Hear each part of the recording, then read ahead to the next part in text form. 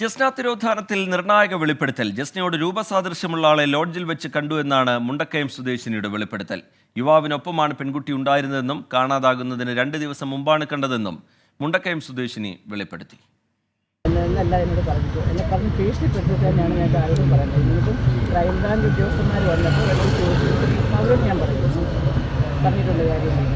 അവർ വരികയും ബിജു എന്നാണ് ഓണറിൻ്റെ പേര്. ബിജുവിനെ ലോഡ്ജിൽ പത്തനംതിട്ട കൊണ്ടുപോയി അത് പത്രത്തിൽ പടം കണ്ടിയ കാണാതായപ്പോഴത്തേക്ക് ഫോട്ടോ കണ്ടു പത്രത്തിൽ.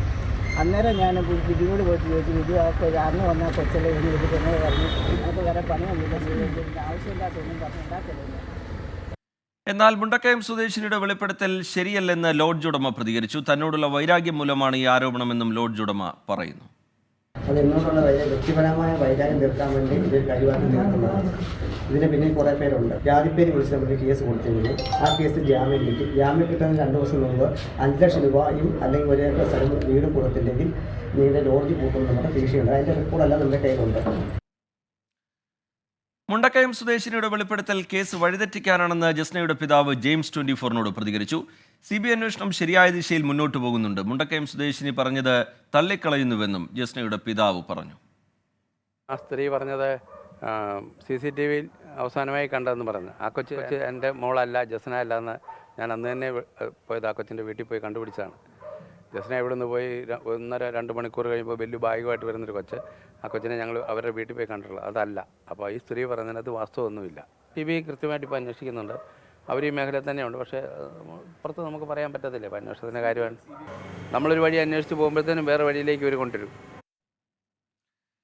ടോബി ജോൺസൺ ചേരുന്നുണ്ട് വിവരങ്ങളുമായി കോട്ടയത്ത് നിന്ന്. ടോബി, ഇതിൻ്റെ അന്വേഷണം ഒരു ഭാഗത്ത് നടക്കുന്നുണ്ട്, കോടതി വ്യവഹാരങ്ങൾ മറ്റൊരു ഭാഗത്ത് നടക്കുന്നുണ്ട്. അതിനിടയിൽ ഈ ജസ്നയെ കണ്ടു അല്ലെങ്കിൽ ജസ്നയുടെ രൂപസാദൃശ്യമുള്ള ഒരാളെ കണ്ടു എന്ന് പറയുന്ന ആ വെളിപ്പെടുത്തൽ പക്ഷേ അത് പിതാവൊക്കെ തള്ളുന്നുണ്ട്, ലോഡ്ജ് ഉടമ തള്ളുന്നുണ്ട്. എന്താണ് ഇതിൽ സംഭവിക്കുന്നത് ടോബി? തീർച്ചയായിട്ടും അങ്ങനെ ജസ്നയുടെ പിതാവ് തന്നെ ഇപ്പോൾ ഈ വെളിപ്പെടുത്തൽ തള്ളിയിരിക്കുകയാണ്. എന്തായാലും ഈ ലോഡ്ജിൽ, അതായത് ജസ്നയെ കാണാതാവുന്ന 2018-ലാണ്.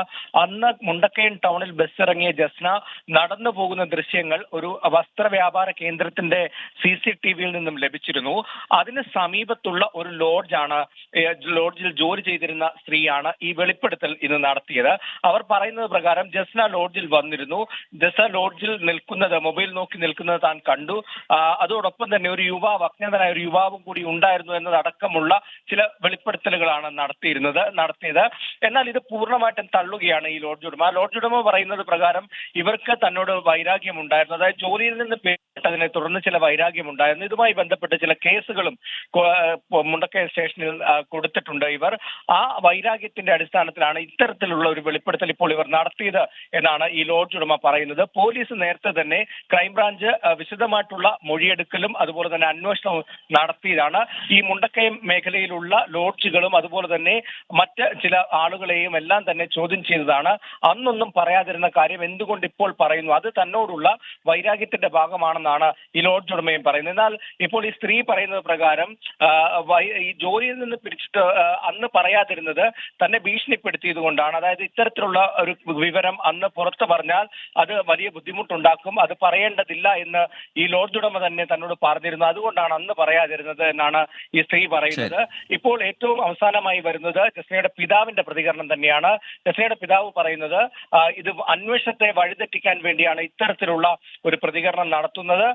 നേരത്തെ തന്നെ ഇവർ തന്നെയും ബന്ധപ്പെട്ടിരുന്നതാണ്. അന്ന് ഈ കാര്യം പറഞ്ഞിരുന്നു, അത് അന്വേഷിക്കുകയും ചെയ്തതാണ്. എന്നാൽ അത് കൃത്യമല്ല, അത് ശരിയായൊരു വിവരമല്ല എന്ന് അറിയാവുന്നത് കൊണ്ട് തന്നെ അത്.